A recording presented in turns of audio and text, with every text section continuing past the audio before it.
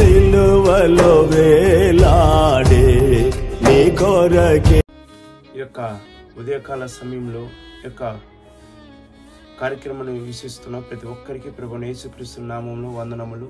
ఈ యొక్క సమయంలో మనం చూసినట్లయితే దేవుని యొక్క వాక్యం ద్వారా దేవుడు మనతో మాట్లాడుచున్న మాటలు ఏమిటనగా, యేషయ్య 43వ అధ్యాయము 25వ వచనం చూసినట్లయితే, నేనే నా చిత్తానుసారంగా నీ అతిక్రమములను తుడిచివేయుచున్నాను, నేను నీ పాపమును జ్ఞాపకం చేసుకున్నాను.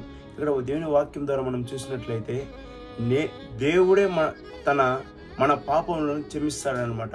అది ఎలాగంటే, తన్ను తాను దేవుని దగ్గర మోకరించి, దేవా నేను పాపిని, నేను ఇటువంటి పాపిష్టి వాడిని, ఇలాంటి వ్యక్తిని దేవా, నీవే నన్ను క్షమించి దేవా, నేను చేసిన పనులకి కూడా ఉంటున్న వారు కానీ, స్నేహితులు కానీ, కుటుంబ సభ్యులు కానీ ఏ ఒక్కరు కూడా నన్ను ప్రేమించలేరు, అయితే మీరు మాత్రం నన్ను ప్రేమించుతుంటున్నారని దేవుని దగ్గర ఎప్పుడైతే నువ్వు మోకరించి, దేవా నన్ను ఈ యొక్క పాపం నుంచి, ఈ యొక్క శిక్ష నుంచి, ఈ యొక్క నరక శిక్ష నుంచి తప్పించమని ఎప్పుడైతే నువ్వు మోకరించి తన్ను తాను తగ్గించుకొని దేవుని హెచ్చించుకుంటూ ప్రార్థన చేస్తారో, అప్పుడు ఆయన ప్రతి ఒక్క పాపములను తుడిచివేస్తాడనమాట.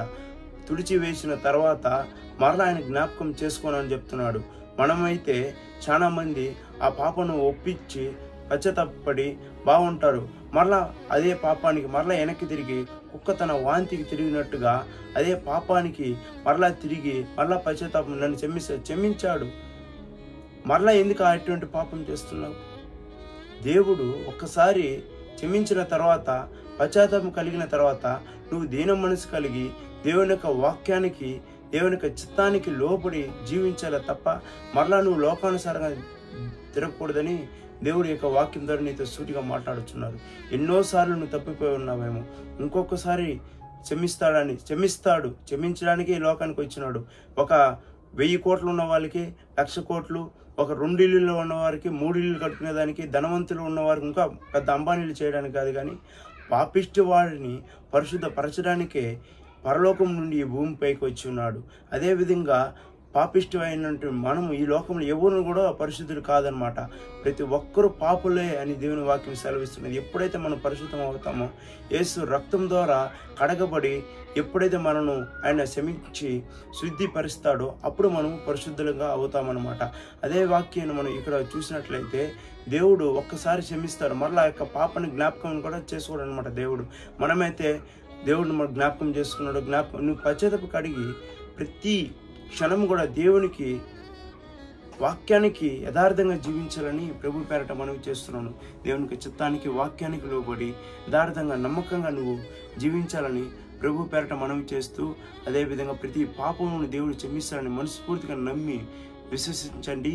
అదేవిధంగా ఈ చిన్న వాక్యం ద్వారా దేవుడు మనతో మాట్లాడిన మాటలను బట్టి దేవుని నామానికి మహిమ కలుగును గాక. ఒక చిన్న ప్రార్థన చేసుకుందాం. మమ్మల్ని మిక్కిలిగా ప్రేమించిన పరలోకమున్న మా తండ్రి, ప్రేమగల నాయన, కృపగల నాయన, దయగల తండ్రి, మేము చేసిన ప్రతి పాపను మీరు క్షమించి మమ్మల్ని శుద్ధులుగా చేసినందును బట్టి మీకు స్తోత్రములు. ఇంకా ఈ వాక్యాన్ని చూస్తూ ఇంకా పాపానికి, లోకానికి వారు తిరుగుతూ ఉన్నట్టయితే, వారు పాపంలో ఉన్నామని వాళ్ళు గ్రహింపు కూడా ఉన్నట్లయితే వారికి గ్రహింపుని దయచేసి ఆ చీకటిని వారి నుంచి తీసివేసి వెలుగు సంబంధులుగా దేవా పరిశుద్ధులుగా చేయమని, అదేవిధంగా ఈ వాక్యం ద్వారా మీరే అనేకులతో మీరు మాట్లాడిన మాటలను బట్టి మీకు స్తోత్రం. ఇక చిన్న ప్రార్థన విని మీరు జవాబు ఇచ్చున్నారని మేము మనస్ఫూర్తిగా నమ్ముచూ విశ్వసిస్తున్నాము తండ్రి. ఆమేన్.